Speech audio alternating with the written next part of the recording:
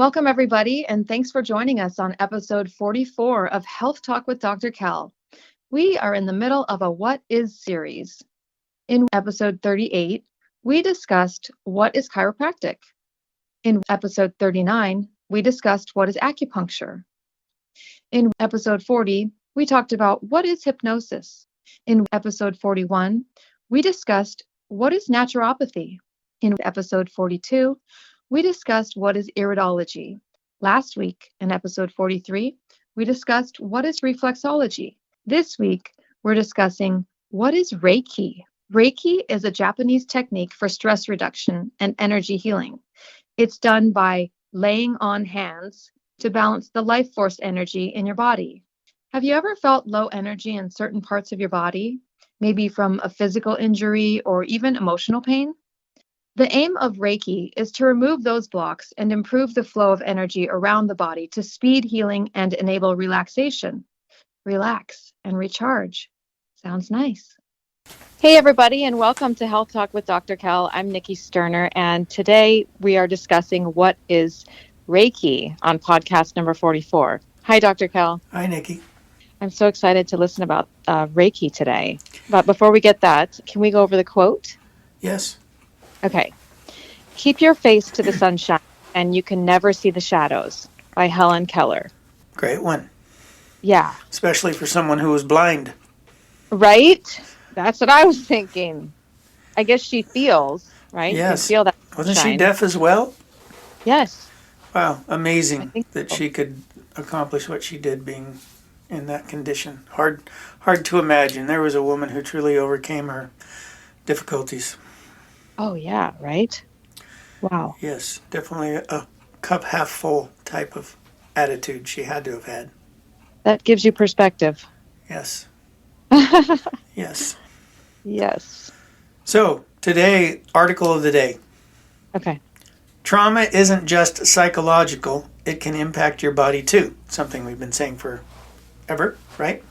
They're called psychosomatic responses, meaning the traumas you had in your life, whether severe or chronically mild, can impact your health and can produce symptoms in the body when they're being caused by a psychological problem or experience or a traumatic experience that's occurred in your life or many traumatic experiences.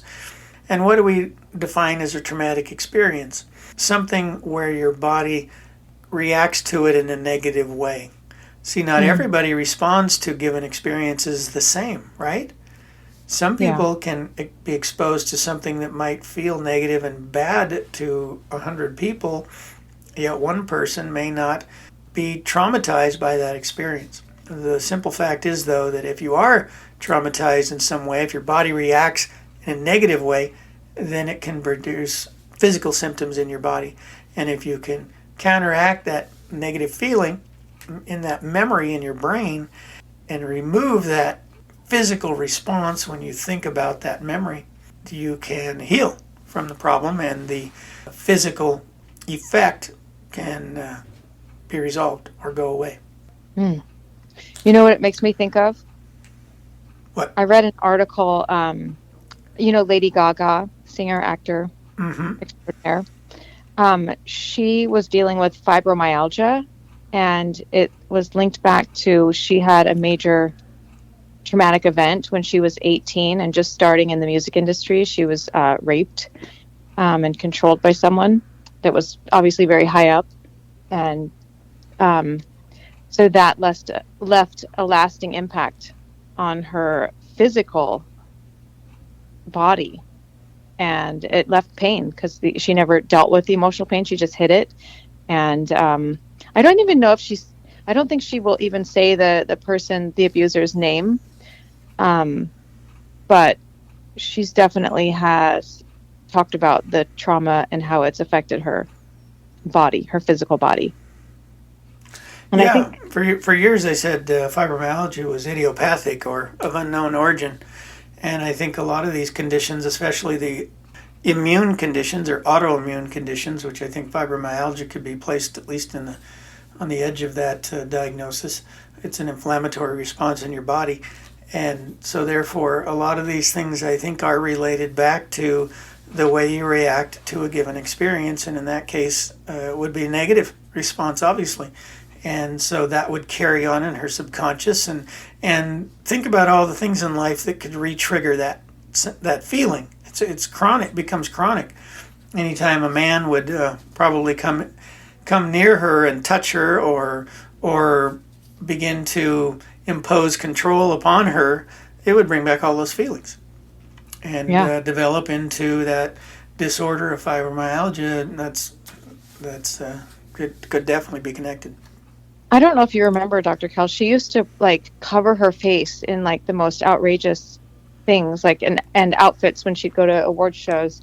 And it kind of makes sense now that I'm not saying she was hiding, but just, it's not a typical outfit or way to dress for an award show. Most people show their beautiful smiling face, but she would like cover up with part of her costume and it was very interesting. Well, and you could relate that. That's interesting you say that. And, without being able to talk to her directly and know why she did that, that could definitely be a symptom. They say that women who have gone through that, oftentimes many of them become overweight when they've been mistreated by men or molested or gone through rapes. Again, a reaction to it, in a sense, make an attempt to make themselves less attractive. At least that's the psychology that I've heard behind some of that. Again, everybody reacts differently to given stimuli in life. So what they do may not be the same as what someone else does as a given reaction to a specific type of trigger that brings out whatever those feelings were when the bad thing or the negative thing occurred. I was going to read part of this article here that talks a little bit about how can the body react to trauma. Let me go ahead and read this. It says, when working with patients, and this is from a Dr. Christine Gibson, when working with patients who have experienced trauma, some may have a fight or flight type of response, which may include muscle tension, heart pounding, sweating. Others may be experienced by the freeze response, which can look like someone struggles to move or get out of bed. Let's see, we're more familiar with fight or flight because it looks kind of like anxious energy, and all those physical things show up in the body. But what a lot of people don't understand is that freeze response is also related to trauma. Yes. So she's talking about the subtle effects that occur when someone's exposed to a traumatic experience. Your body immediately goes into a sympathetic mode, which is the fight or flight response. That's what occurs. And in the case of rape, sometimes people fight and run. Others freeze and just allow the event to occur, and then later almost try to cover it up. And that's the way they cope with that negative experience. It's like they want to put it away and not think about it, whereas the other runs or fights and then tells everyone about it in an effort to expose the person who hurt them, as well as that's their coping mechanism for dealing with those kinds of traumas. So for the freeze, Dr. Cal, is that kind of like dissociating? Yes, they definitely. I think the second, or the freezing, is worse emotionally, and that can cause more internal physical problems than the other person who would fight and run, or run and fight, whatever is required, because they're tending to follow the pathway of trying to get a result, even if it's not full recovery. They're at least trying to find closure of some kind to the experience. And I think emotionally they come out a little bit more healthy that way. However, in some cases it can end up worse, and throughout the years, there have been movies made about it where someone went and exposed the person, and the end result was worse because then nobody believed the woman. And our society today tends to be, it seems like we go to extremes both ways. All the woman's got to do is claim it, and he's guilty. Mm-hmm. Whereas before, the woman claimed it and nobody would believe her. So there's got to be a middle ground there somewhere with the results of when the accusation is made and what really occurred. But what we're really talking about is, and if a woman would lie about that, she's got emotional issues to begin with, right? Mm-hmm.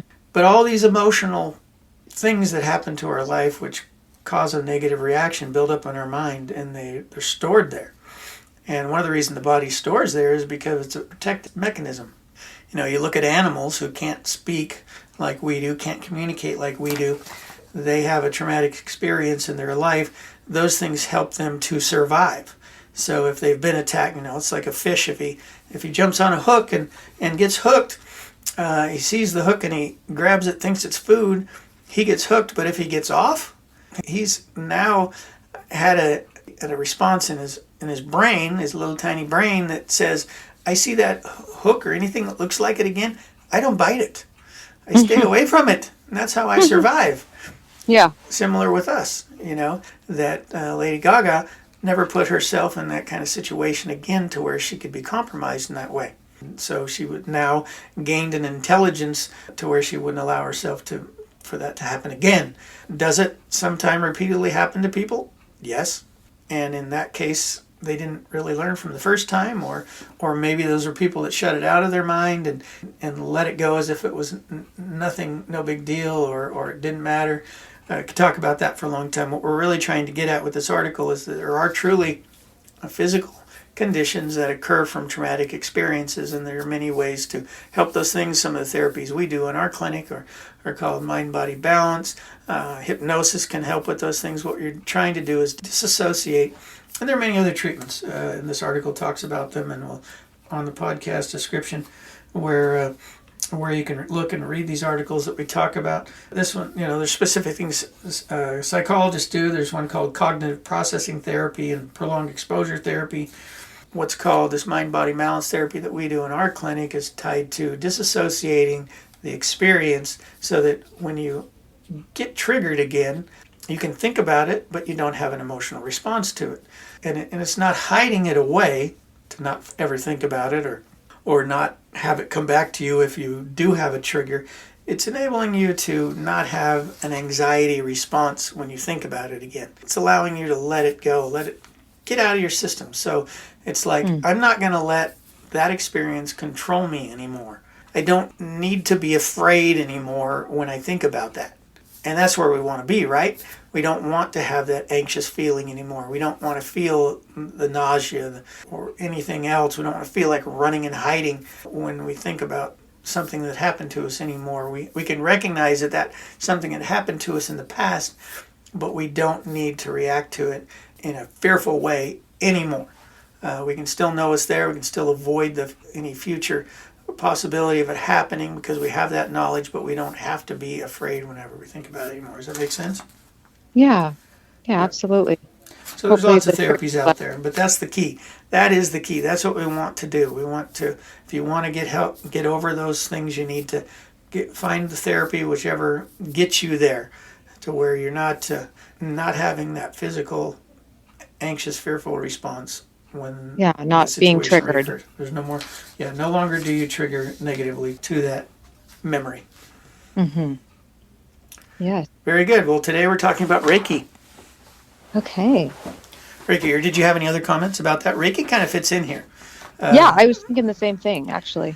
Along with that article. It's one reason I chose it. And Reiki specifically isn't about emotions. But have you ever had a Reiki treatment? I have. I've had a few.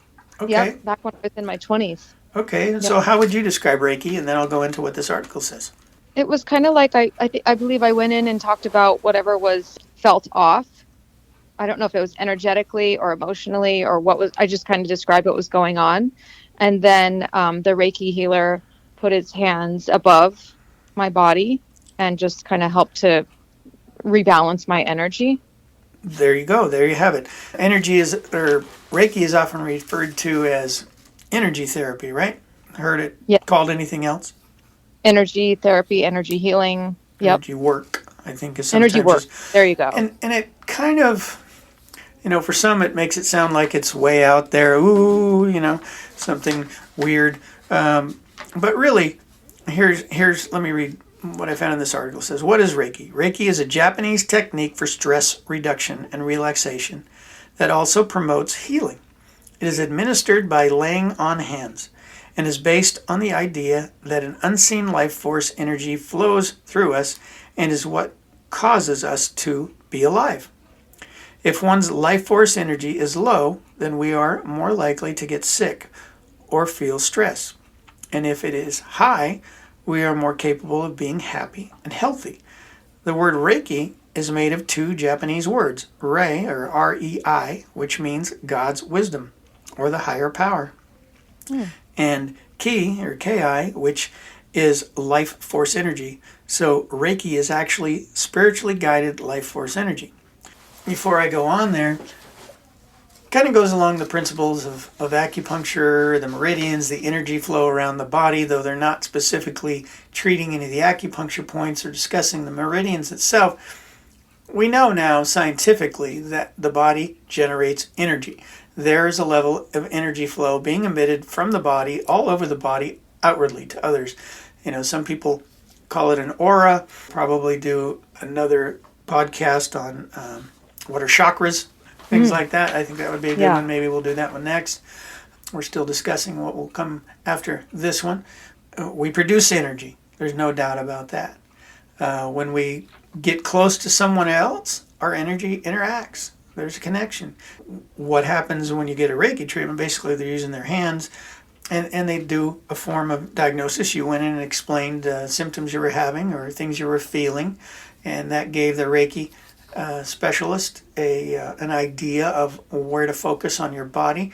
Oftentimes people, when you, and I've had Reiki treatments before as well, when those hands are moving over you, you can feel an excessive amount of warmth increase in given areas. Maybe you felt that as well. Yeah. And people often say afterwards they feel much better. I truly believe there's a life force within us. Otherwise, when you go from being animated to unanimated when you die, something's gone. Something's not working anymore. An atheist would say, well, the heart stopped pumping, so therefore everything quit working. And the energy stopped flowing, and so the electricity stopped flowing, and therefore you're gone. Well, if you want to look at it from a scientific perspective, you could probably say, okay, whatever, believe what you want to believe. But I believe that there is a force within us, they call it the spirit, that exists in your body, that it keeps everything working together. It's the force that keeps all that working together. And I think as your body, personally, I believe, again, my own belief, that as you get older and your body becomes ill and aged, eventually the spirit says, I can't exist anymore inside this body, and it leaves. And when it leaves, you die. Or when the body stops working completely, it leaves. It can't be in there and function or use this body anymore, and so it leaves. So that energy is generated by the function of all the processes going on in your body, and I believe by the spirit too. So let's see here. Reiki is a simple, natural, and safe method of spiritual healing and self-improvement that everyone can use.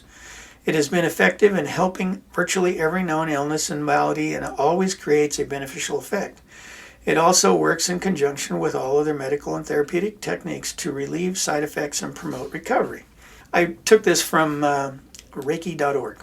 An amazing, simple technique to learn. The ability to use Reiki is not taught in the usual sense, but is transferred to the student during the Reiki class. This ability is passed on during an attunement given by a Reiki master and allows the student to tap into an unlimited supply of life force energy to improve one's health and enhance the quality of life. Its use is not dependent on one's intellectual capacity or spiritual development, and therefore is available to everyone. It has been successfully taught to thousands of people of all ages and backgrounds. While Reiki is spiritual in nature, it is not a religion.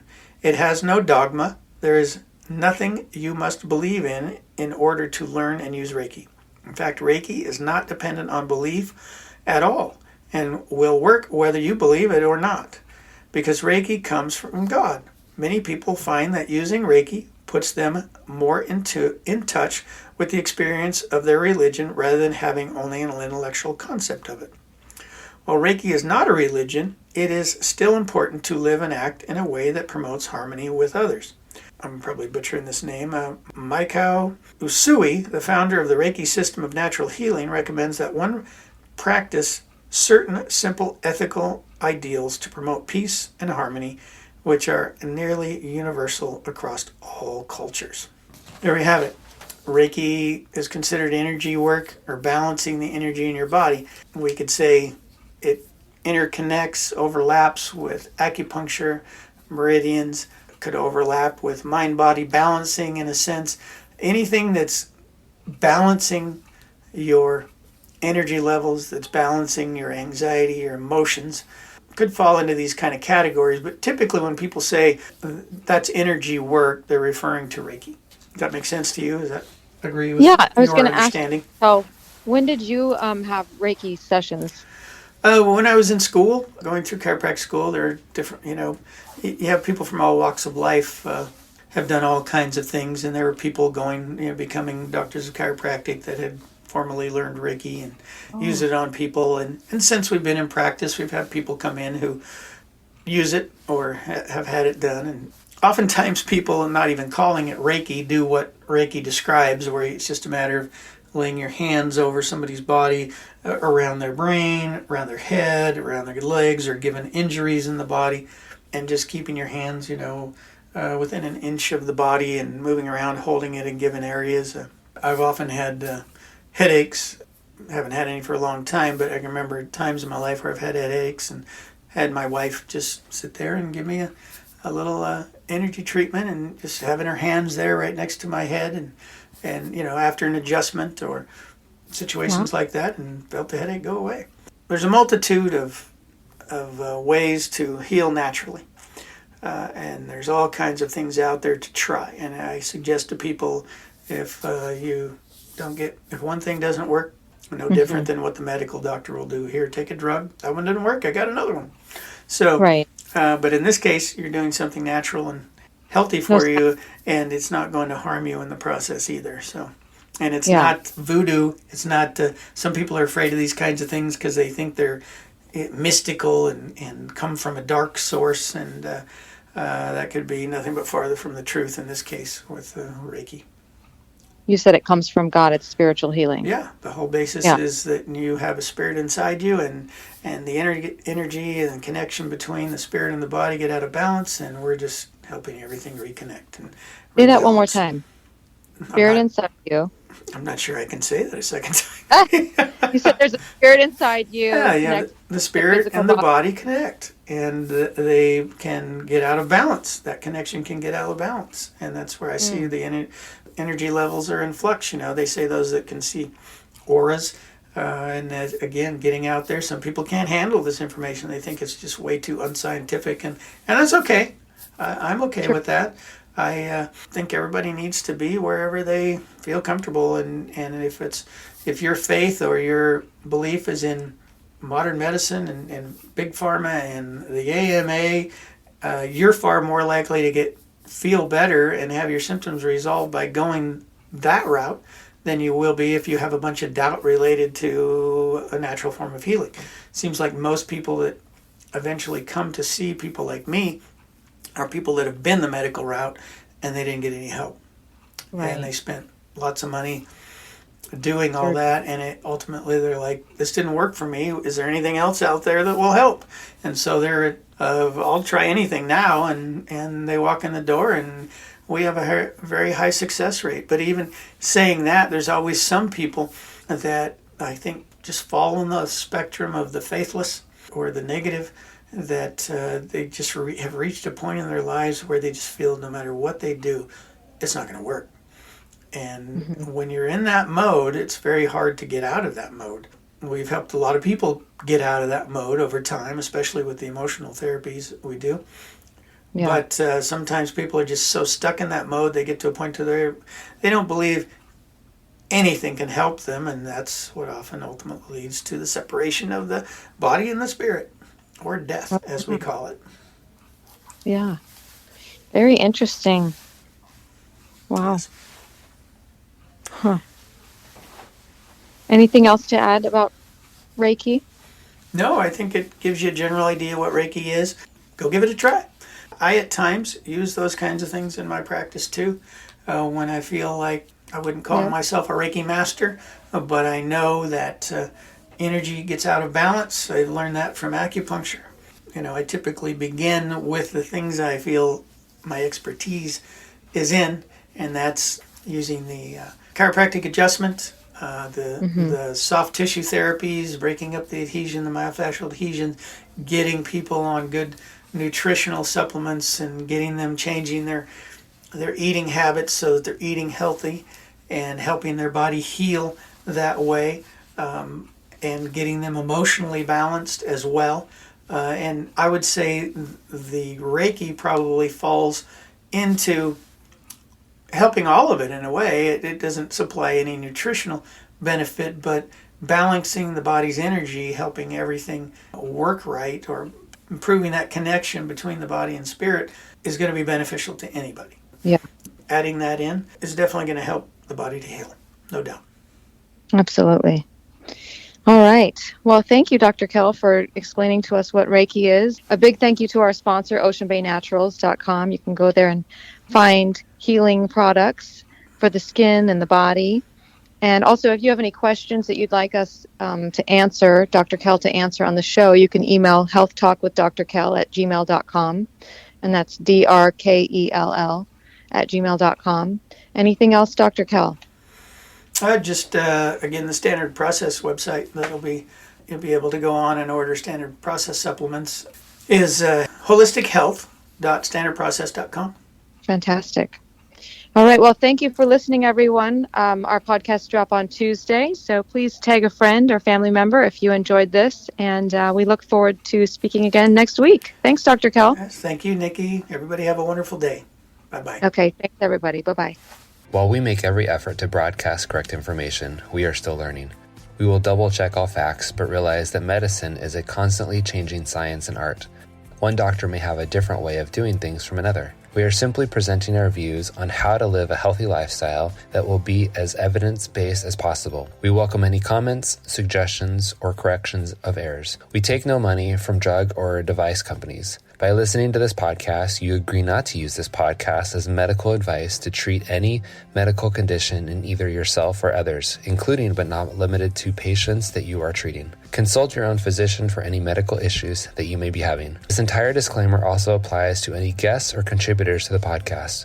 Under no circumstances shall Dr. Kell Fullerton or any guests or any contributors to the podcast or any employees, associates, or affiliates of Dr. Kell Fullerton be responsible for damages arising from use of this podcast. This blog should not be used in any legal capacity whatsoever, including but not limited to establishing standard of care in a legal sense or as a basis of expert witness testimony. No guarantee is given regarding the accuracy of any statements or opinions made on this podcast. Our website, blog, and podcasts are all HIPAA compliant. While you may give your email address to subscribe to the website posts or to post information on the website blog, we will never share your email address or contact information with any third parties without your explicit permission.